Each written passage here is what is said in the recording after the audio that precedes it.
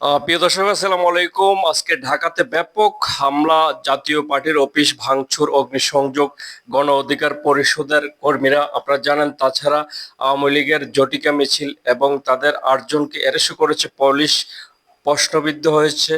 আর আমরা জানি আওয়ামী লীগ সরকার কমপক্ষে এত সহজে ক্ষমতা আসতে পারবে না। আর যারা মিছিল করবে, যারা কর্মীরা, আমরা জানি বাইরে থেকে ইন্ধন দিয়ে বা তাদেরকে মিছিল করাচ্ছে, তারা বিপদে পড়বে। অন্তত 5 থেকে 10 বছর তাদেরকে সেভে থাকাটাই উত্তম।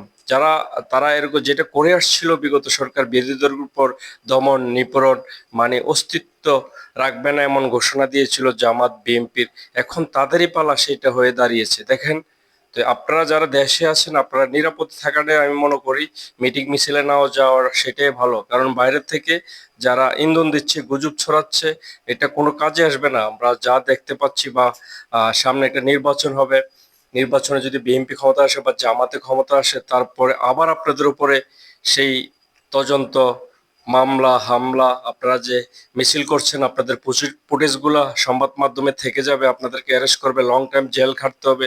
তার চেয়ে ভালো আপনারা যেই নেতার কথা শুনেন, সেই নেতা হাজার হাজার কোটি টাকা কামিয়ে শহরে বসবাস করছে বা প্রবাসে বসবাস করছে, আরামায়েশ করছে, আপনারা কেন রাস্তায় নামবেন?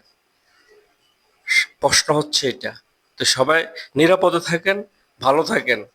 আর অরাজকতা অরাজকতা করবেন, এই গন্ডগোল হবে, এটা স্বাভাবিক।